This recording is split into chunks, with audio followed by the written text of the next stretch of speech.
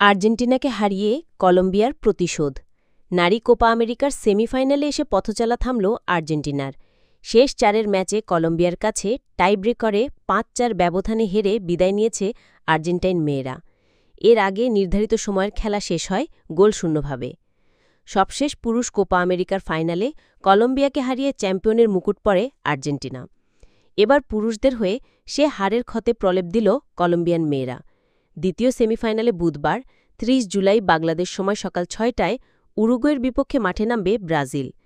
আসন্ন ম্যাচে জয়ী দলের বিপক্ষে শিরোপার লড়াইয়ে নামবে কলম্বিয়া। রদ্রিগো পাস দেলঘাদু স্টেডিয়ামে দাপুটে ফুটবল খেলে ম্যাচের শুরু থেকেই আর্জেন্টিনাকে বেশ চাপে রাখে কলম্বিয়া।